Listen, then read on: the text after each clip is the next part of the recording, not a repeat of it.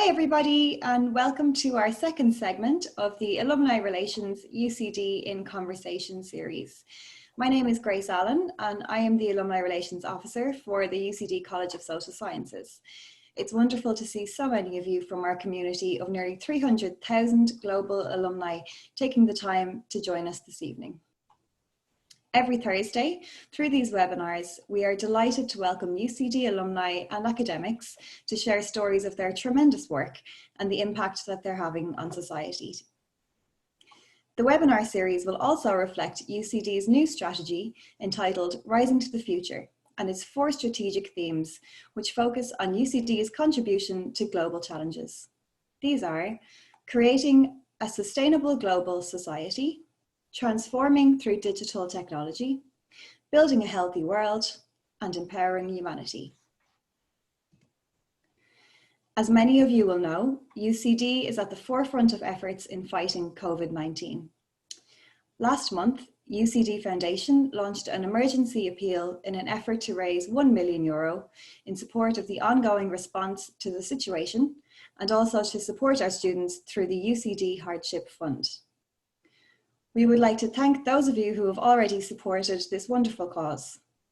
If you want to find out more, or if you feel that you're in a position to make a donation, you can visit the link which has been posted to the chat box in your own time.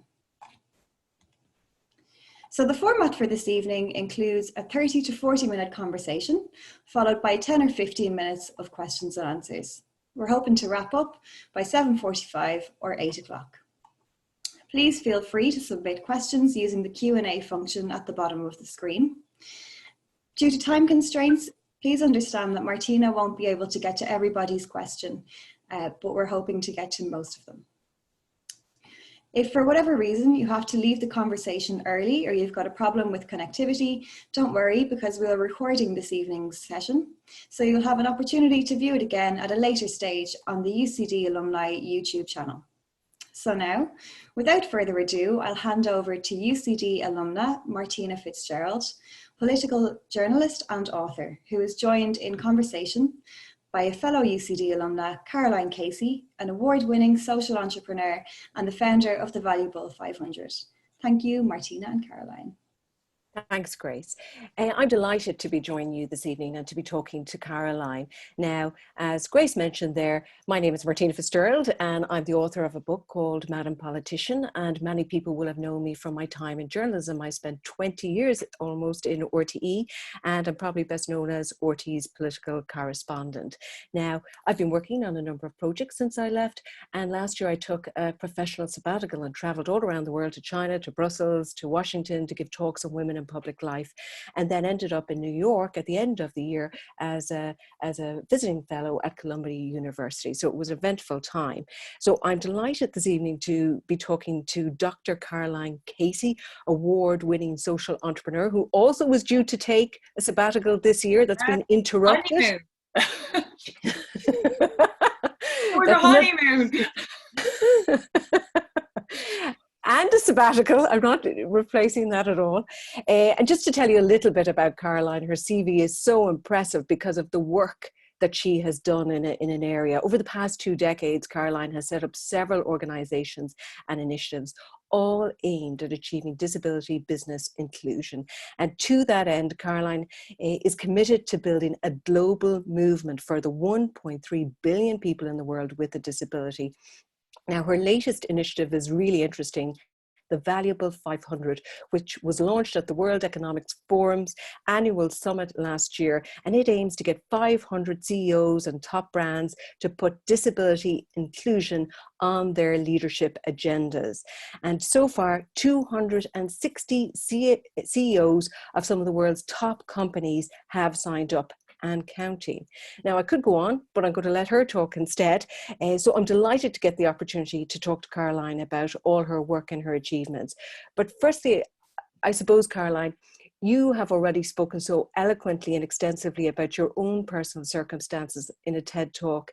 The fact that you were diagnosed as legally blind, when you were a child, but your parents decided not to tell you while you were in school because they didn't want your period there defined by that. But you did find out one day when you were 17, when your dad decided to give you a driving lesson. Can you tell us about that moment, please? Well, yeah, well, first off, can I just say, as of half an hour ago, we're at 269 companies, which is a fantastic, valuable 500. So that's why my big smile on my face. Yeah, so on my 17th birthday, Dad, knowing that I'd had these really big adventurous dreams, like I wanted to be Mowgli from the Jungle Book, I wanted to be a cowgirl, and that, you know, I have very adventurous parents and very eccentric, and they really sort of, I think they're very different. So my dreams were no real kind of, it's no kind of curiosity why they were there. But the other one I really wanted was to race cars and motorbikes. So Dad decided to give me a driving lesson for my 17th birthday. And yeah, so that's when I discovered I probably shouldn't have been cycling a bicycle, let alone dreaming about being racing cars and motorbikes. But that was the day I discovered my condition. And it's very hard because I don't look like I'm visually impaired. This condition, ocular albinism, means that I have about 2 feet vision.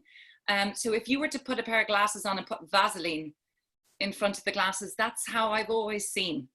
As I'm getting older, my eyes are getting older, so it's getting a little bit, it's getting worse, but not the condition, just maybe my age. So yeah. And can I ask you, what was your reaction to that news? Oh, you know, I think everybody imagines I was, you know, devastated and my world was going to change. It didn't, honestly, because I didn't believe it, or I chose not to believe it. You know, I was 17 years old. I was in the year of doing my leaving cert.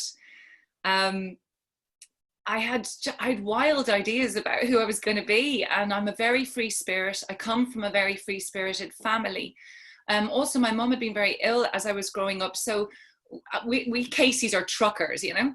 So in a way, I took the news and didn't really believe it, and if it was true, I didn't want it, and so I decided I would tell nobody. I mean, that seems to be because disability, as I had seen it in 1989, and that's me telling you my age right now. Yeah, I had seen how disabled people were treated, and I couldn't relate to it, and I didn't want to be one of those. I didn't want to be treated that way. I wanted to be seen as Caroline, and I wanted to fall in love and have a job and party and, you know, all the things that you want to do. And is that why when you went off to UCD to study archaeology after school that you decided not to divulge it to anyone, including your lecturers? Yeah, so you can hear where the crazy part of my life is. Why would I choose to do archaeology and classics? I mean, really, you need some level of vision to excavate. But it was the closest subject that I could see to adventure. Yes, and I didn't tell anybody very much, but I will say this, because when I was diagnosed, in my leaving cert year, I went into the academic process, or into the Department of Education, and I popped up as being vision impaired. So I got a letter from UCD a few weeks before I began to say, hi, we'd like to welcome you 11 disabled students into university. And you can just imagine what that did to me. I was like, what? So there's 2 things that are really interesting about the story.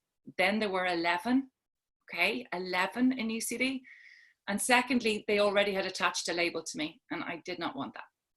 I just wanted to be a student. Was it difficult to manage that secret? And were you scared what the reaction might be among your peers?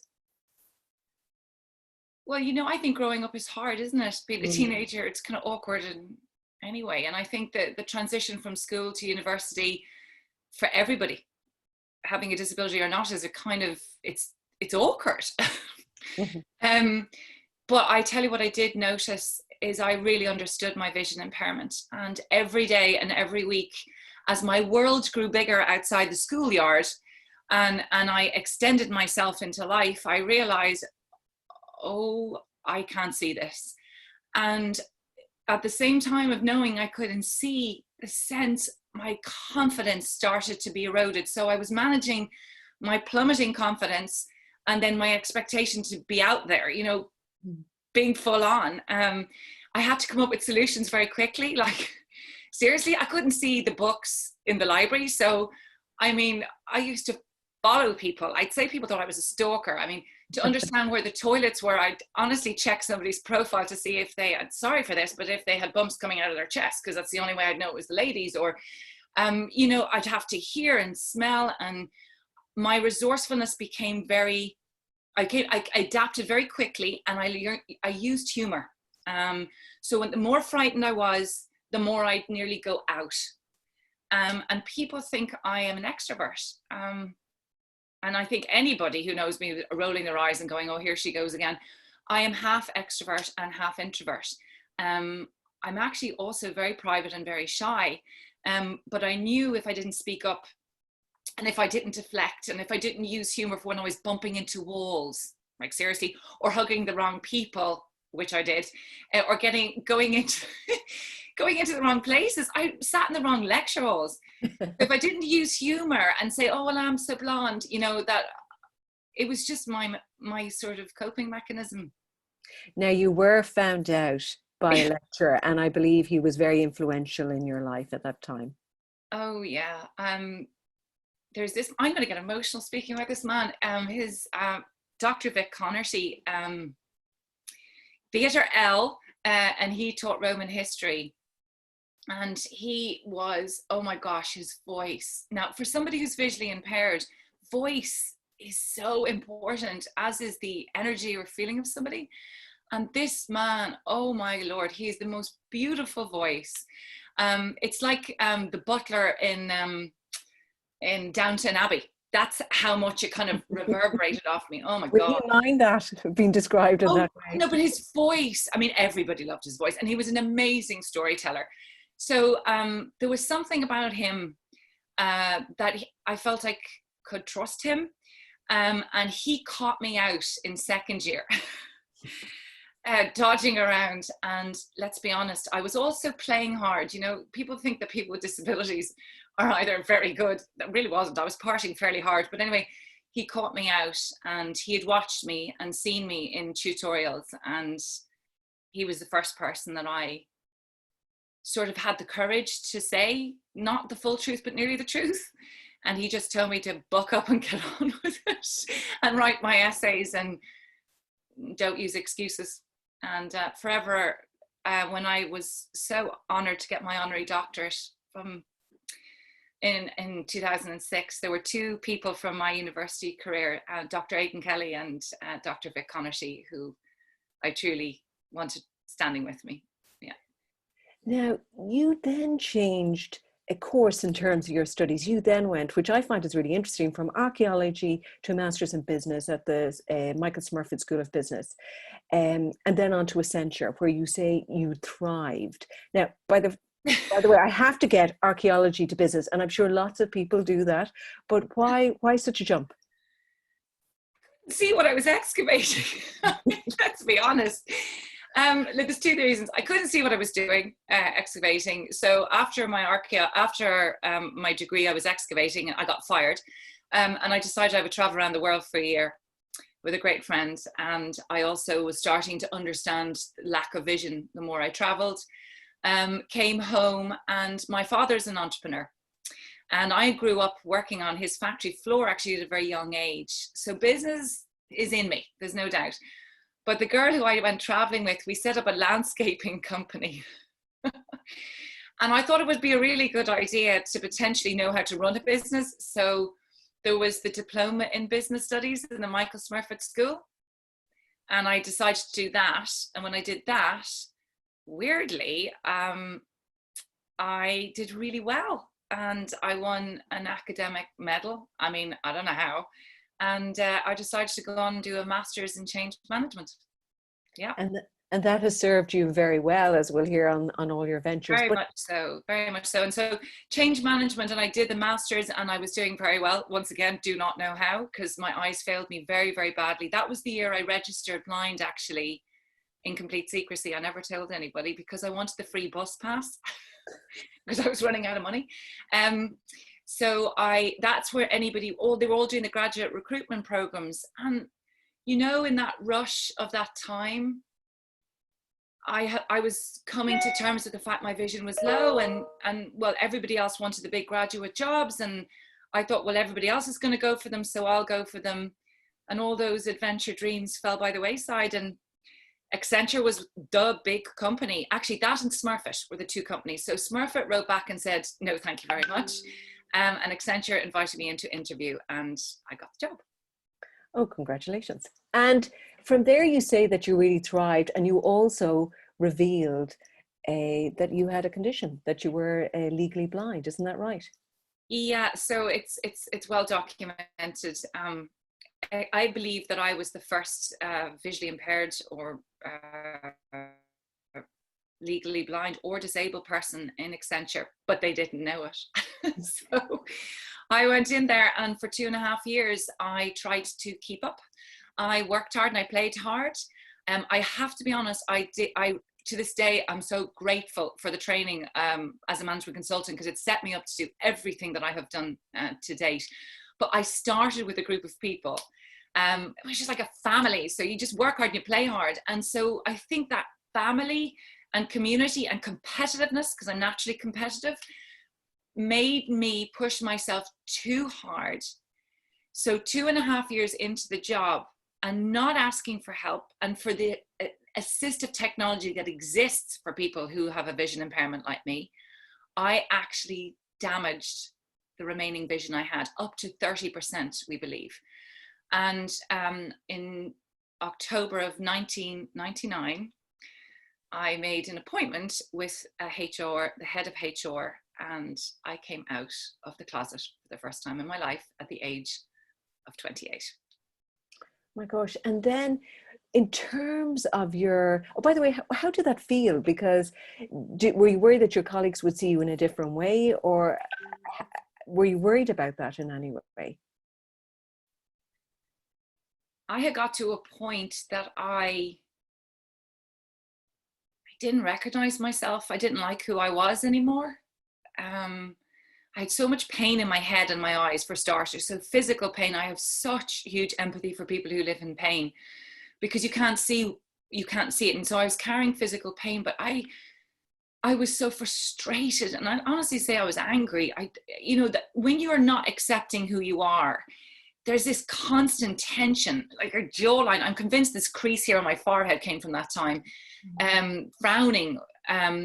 But I think one of my favorite quotes is Maya Angelou's quote, "There's no greater agony than an untold story inside you."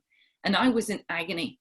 So there was the relief of coming out, and then there was the absolute regret of doing so.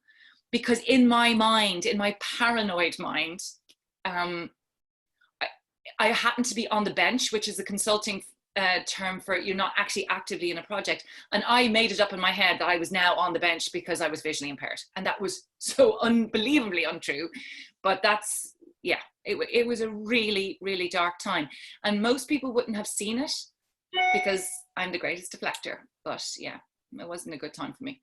Now, we were talking about sabbaticals. You did take a sabbatical during your time in Accenture, and it was a very important time for you on a personal and professional basis. Now, it was supposed to allow you recover your eyesight, but that is not what ended up happening. If you can define sabbatical and helping your eyesight as trekking across India on the back of an elephant, how did you get that by your bosses? Yeah, so you know, it's, well, as I once said, I'm not going to go into the story of it, but I mean, I became Ireland's elephant girl for a long time, which I'm not sure, knowing the story of the elephant man, is that the best for me? But Accenture sent me to an eye doctor, and he was very clear I need to take some time off. He asked me, did I have childhood dreams? And he said, look, I just think you need some time just to build up your confidence, let your eyes relax. And as only magic happens, and magic has happened in my life, that was the day I chose to go for one of my childhood dreams, that was to become Mowgli from the Jungle Book. And so 9 months after that major day in my life in March, I decided to become Mowgli from Jungle Book by going across India 1,000 kilometers on the back of an elephant and becoming an elephant handler. So that was some massive career change, I can tell you. And I know it sounds so crazy, but it's true. It's how it happened. And because we are Irish and I'm Catholic and guilty and all those things that go with it, I didn't feel I could do it for myself. So I thought I'd try and raise money for the National Council of the Blind and Sightsavers International. And then the media got hold of me, and National Geographic did a documentary, and yeah, my life changed in the back of an elephant. Yeah. And well, that was some sabbatical. But I tell you what, there was nothing glamorous about it. Everybody thinks it was like, oh, some out of Africa moment. No, it really wasn't. But it was amazing. God, I get so emotional. I cannot say the sentence without getting emotional, because do you know what it's extraordinary to me is that when I faced up to and was willing to accept that my eyes weren't perfect, my life, I got my first childhood dream come true. By the way, I've had all my childhood dreams come true, and that's because I've accepted who I am. But also what was extraordinary about this journey is the shame that I felt that I had discriminated against disability by not owning my own, because I discovered the huge global inequality crisis around disability. And I guess I was devastated, you know, I was devastated to see that I contributed to it. And because you get a media platform, and I started to think about how I could be part of creating a solution. And so little did I know that that little girl, Mowgli, was going to jack in her amazingly secure job at Accenture and begin a 20-year career as a social entrepreneur. And you had an appearance on the Late Late Show that proved pivotal in more ways than one. You got a lot of publicity out of it, but you also got a phone call from someone who was watching, who turned out to be a very important mentor in your life, which I think is a theme that runs through your career and your work, and you feel very strongly about. Yeah. So about 7 weeks before I was to go to India, I had set this target of $250,000 to raise for Sightsavers International and the National Council of the Blind. Now, we had done raffles, we had done massage marathons, we'd done everything, and we'd only raised 67,000.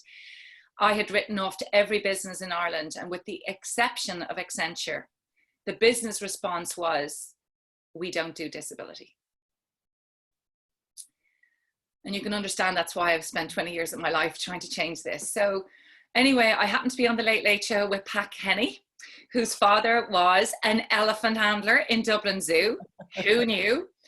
And so he was particularly animated this day. And little did I know, there was one particular business person that I hadn't written a begging letter to because I was so disheartened by business.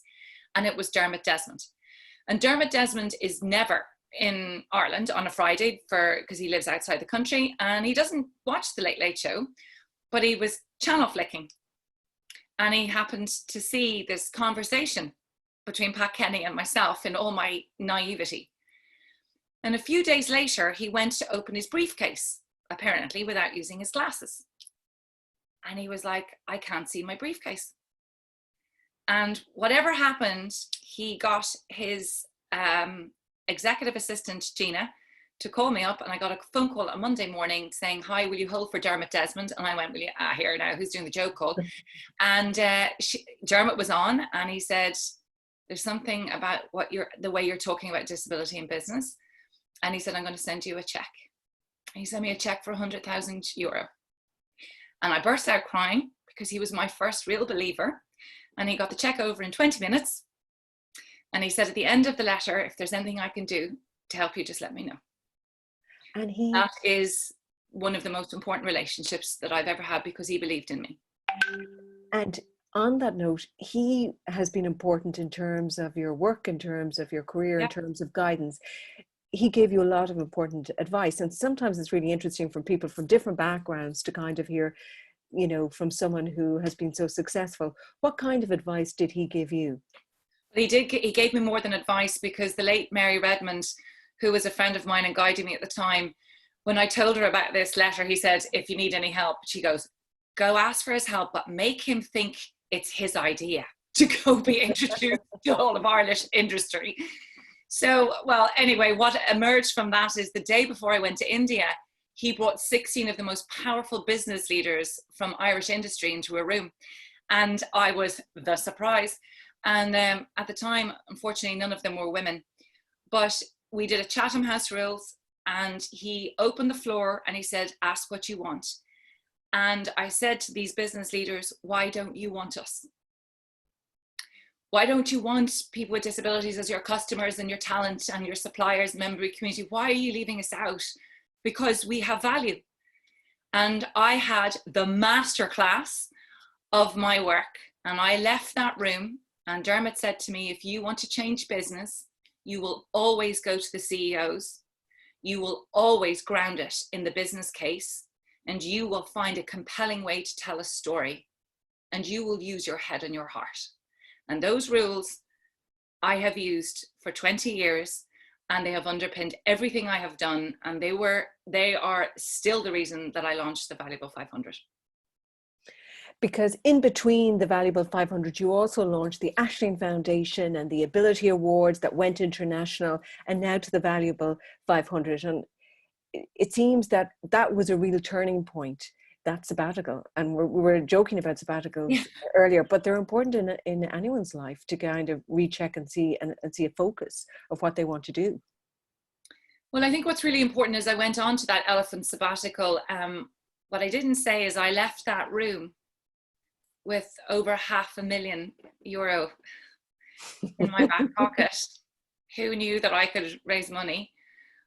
250,000 of that went to the National Council of Blind and Sightsavers, but the rest was the seed money for the Ashling Foundation. And so I call those 16 high kings the founders of the company, and Dermot, my fairy godfather.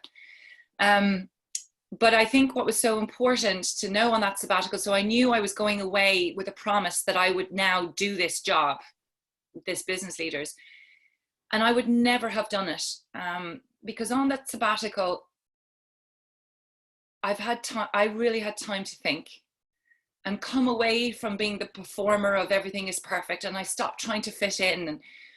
And so when I came home, I was released. I was free in a way. I was free from trying to be perfect, try to fit in. I had come to terms a little bit with who I was. And so I of course was like, I'm going to do this. You know, I had the seed funding and I went on that journey and over these 20 years have built from initiative to failure to success to failure to internationalization. But never, ever, ever losing sight of the purpose which I wanted, which is to globally transform business systems to be inclusive of people with disabilities. Because I believe that business is the most powerful force on this planet. And if business includes, society includes. And it has broken my heart and nearly at times broken my resolve over these 20 years, because it's been a roller coaster, that I haven't seen the accelerated change that I had wanted to, despite extraordinary success. And don't get me wrong, we've had great success and as I say, great failure. But why, if disability touches every single human being on this planet, why were we not seeing that change? Why was business leaving it on the edges? And I think that has been an obsession. And it was at the death of my father, actually, in 2016 that I wasn't willing to say anymore, well, maybe somebody else will do it, or who am I to do it? Because I was middle-aged at this point and I've been doing it for a long time. And I was like, who am I to do this? Maybe it's time for me to retire and wait for somebody younger and more vibrant and whatever. But it's when Dad died, I just knew that I wouldn't probably forgive myself if I didn't try. And your approach, as Dermot Desmond had advised you, is to go to the top of organizations. That's really at the core of the Valuable 500, to get the CEOs of national and international companies, and you have plenty, you know, global brands now on board, to get them to buy in, to sign up to inclusion in terms of disability. Can I ask you, how has that been, that journey, in terms of trying to walk into a boardroom and to get them sign up? Well, firstly, Dermot's words were so true. And, you know, I need to say that the idea for the Valuable 500 had been kicking around for 10 years. And when I had seen Sheryl Sandberg and the power of a leader with a brand behind them and platform, and when she was talking about leaning in, I knew that this was right and I wanted to replicate that. But when I launched #Valuable, which was the precursor to the Valuable 500, and that's a whole other story, and that was testing it out, and that was just after Dad died. I rode across Colombia on a horse to a main stage in Bogota to appeal to the world to say, we need to launch the Valuable 500. There's a theme in my life. What really was terrifying to me in 2017, okay, different to in 2000, when I wrote to all these businesses, I mean, I had a track record, you know. So the business was saying, okay, it's on the agenda, but we have other priorities. They'd say, this year we're doing gender, or next year we're doing Aboriginals, and next year we're going to do LGBTQ. And I was like, oh my gosh. So it was like, this is ridiculous. And I said to the business leaders I knew, tell me what to do. And they said, you've got to launch your Valuable 500. And so it was really hard. I have to be honest, it was really hard not to get angry. It was really hard not to point the stick and bash them over the head. But that's why we did this big horse adventure, to go back into the storytelling why. And it was through that storytelling and that incredible journey across Colombia that I met the extraordinary Paul Poman, who is like my second Dermot Desmond. He was the CEO of Unilever. And he met me and he went, you are crazy, but you are right, because he had been the CEO for sustainability. And I shared with him what I wanted to do. And he said, go off and write me a plan. And I said, I'm broke. I had remortgaged my house. I'd done everything. And he said, don't make excuses. Go write me a plan. So I wrote him a plan. And I literally, by the skin of our teeth, we launched the Valuable 500 in January 2019 on the main stage of Davos. This is the main stage, with Paul Poman as our chair, Virgin Media, Omnicom, and One Young World as our strategic partners, with 5 of the world's most influential CEOs in the world, challenging business leadership to be accountable and responsible for disability inclusion, and to no longer leave it on the sidelines. And I just have to give you 2 stats that make this important. 90% of our companies in the world claim to be passionate about inclusion, and yet 4% include disability. That's a delusion.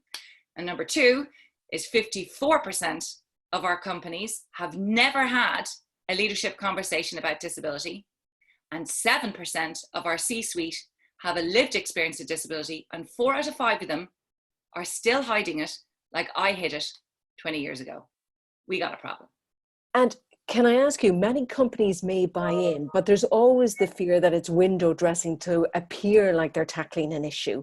You have many strands to this. First, it's to get them to sign up, simply to sign up with no cash exchanged or anything. But there is a business model behind this to get them to invest in their own companies, isn't there? Oh, I think I'm quite manipulative, actually.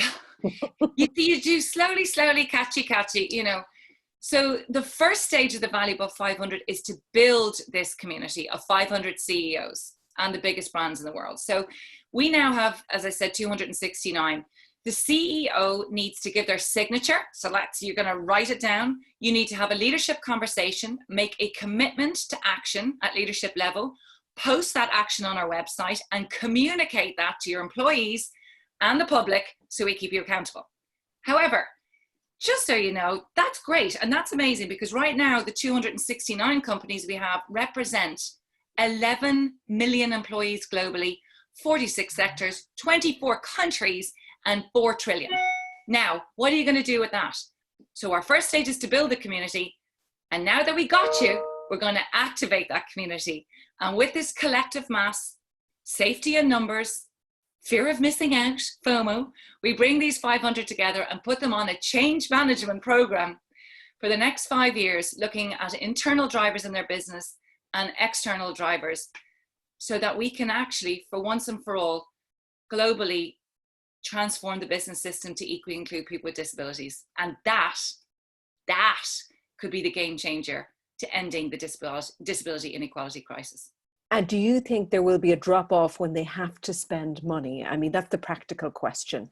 Well, When you have to say to them, Jerry Maguire, show me the money. Yeah, but the thing is, nothing like a bit of peer pressure, right? Who's going to drop off that list? We've already printed the Davos report. The second Davos report will be printed. So then when you look at who was in for phase 1 and phase 2, you don't want to say why, wouldn't you? You see, because I truly believe people are honorable. And every CEO that we've got to has said yes.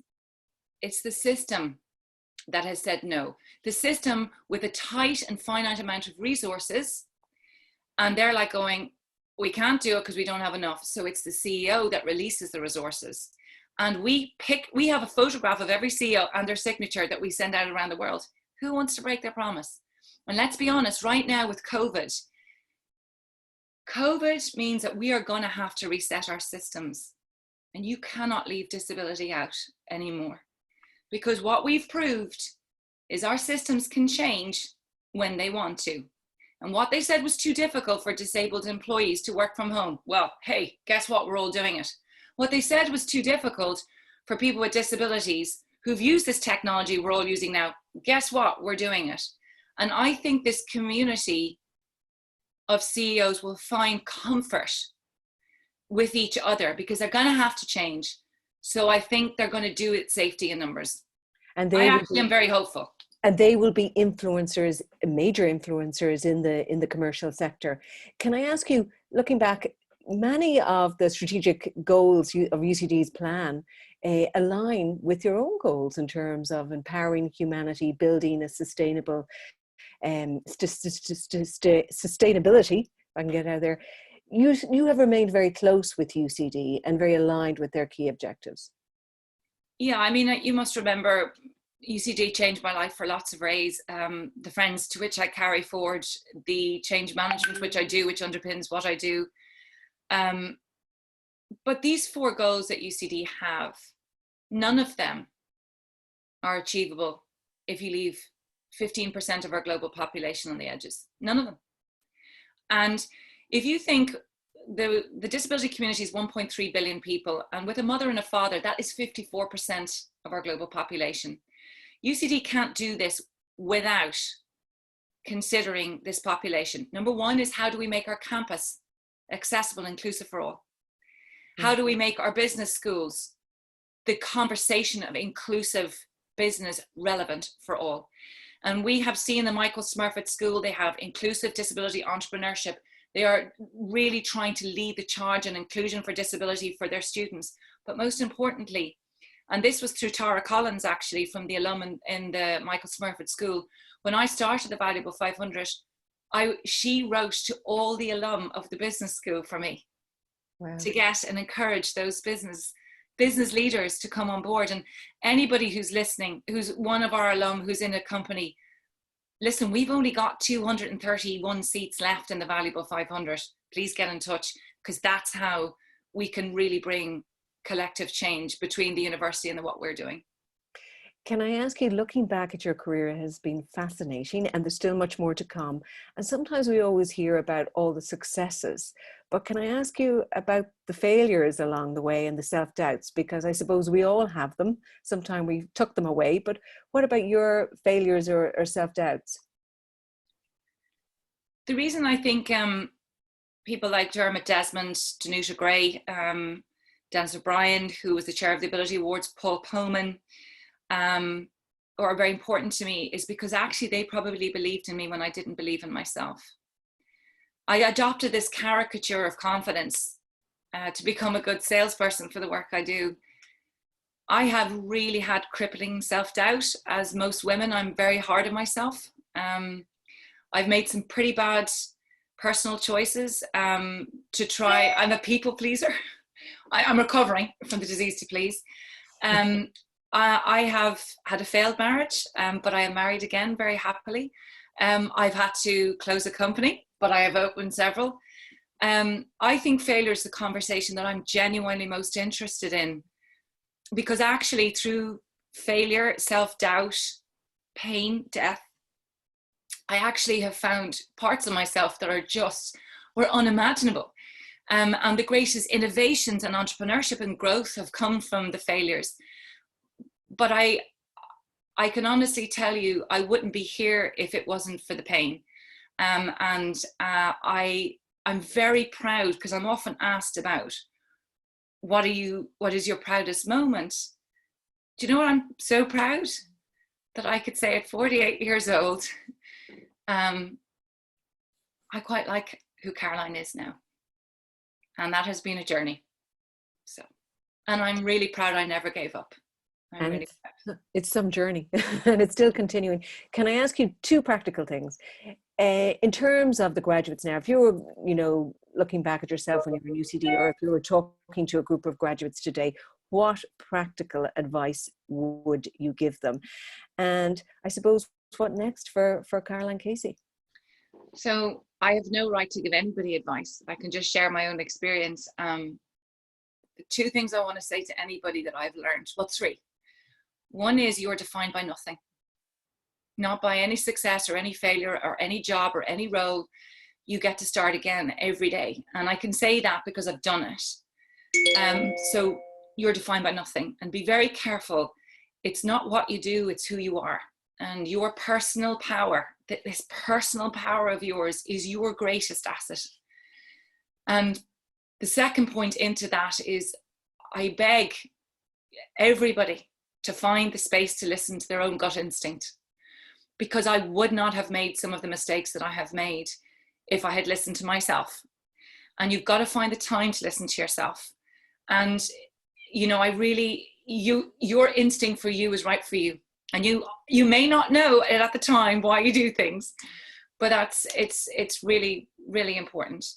And lastly, I think what I'd say to anybody, and to myself at 17, when I throw my arms around myself and say, you're good enough just the way you are, is do your work.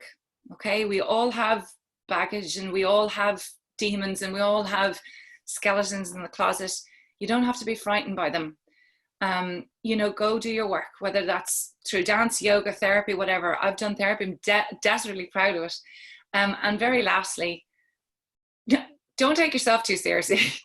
Take what you do, but not yourself. And I got to say, some of my most favorite characteristics of myself are probably my most bonkers ones. And I have hugged 269 CEOs in. I love a hug. I love a dance.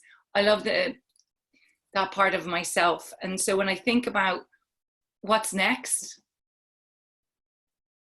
gosh, there's so many things about what's next, but I have a dream in my mind. If I close my eyes, it includes a horse, a motorbike, my wonderful husband and family, and somewhere in a lot of nature. And I'll have written this book that I'm desperately scared to write, because I'm such a worrier that I can't write. And hopefully the Valuable 500 will become a household name, having transformed the global business system. Well, go for it. Can I say we've had some comments and some questions coming in. One very powerful woman from an archaeology graduate from UCD, and she lives with multiple sclerosis, and she or he, and they said it has been very challenging to live with it, and their symptoms are largely invisible most of the time, and she or he says they consider themselves to be very well, but they also consider the world of work to be a very important part of their life and their journey, and that you have reinforced that to this person who has just made the comment, and that they are an asset to their organization. So that's a very strong reaction to your talk. Now, some practical questions. Please don't laugh, but the first one is, how did you get on the late in the first instance to kickstart a great fundraising effort? And so how did you get on it? Well, as I said, Pat Kenny's father was an elephant handler, so that's always very helpful.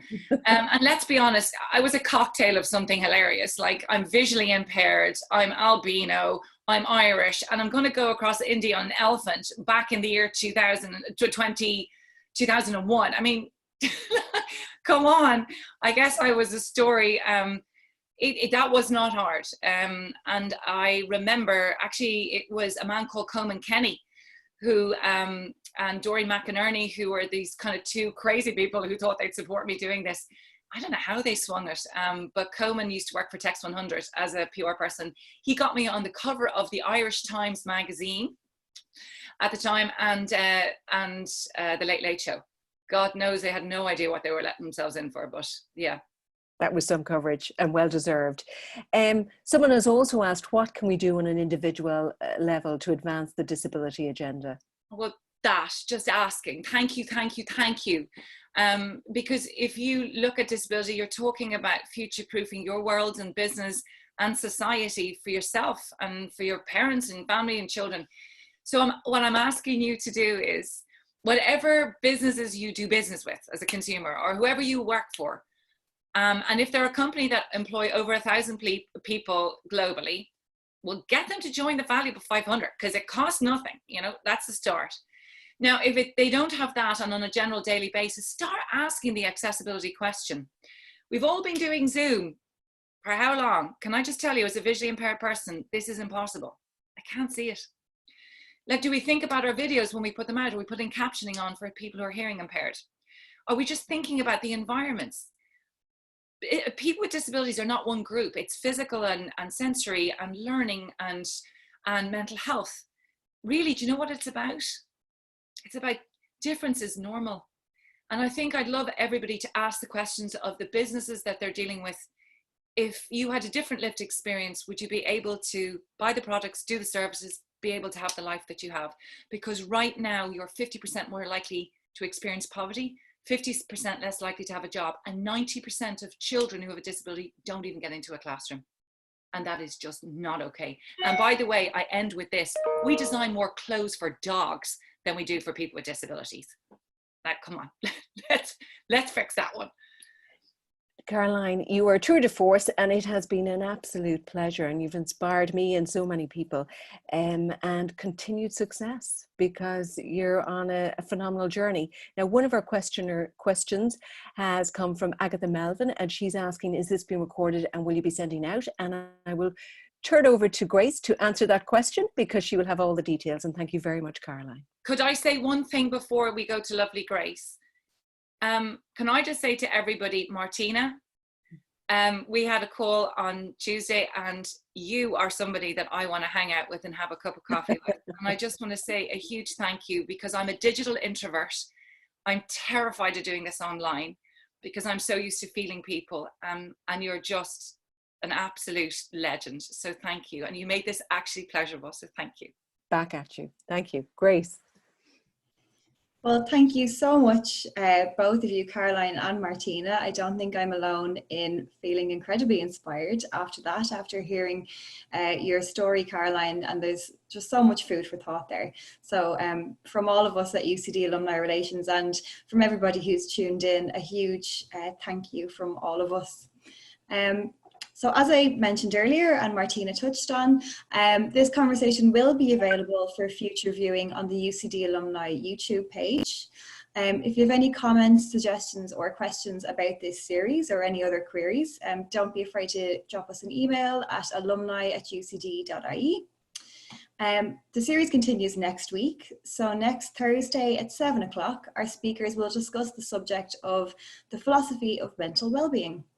So we're very excited to welcome Dr. Emma Farrell, who's a postdoctoral research fellow, and Dr. Anya Mahan, who's the assistant professor in philosophy of education. And they'll be joined in conversation with Dr. Shane Bergen, also from the School of Education in UCD. So thank you so much for being with us this evening, and we're really looking forward to welcoming you again soon. In the meantime, please stay safe and well.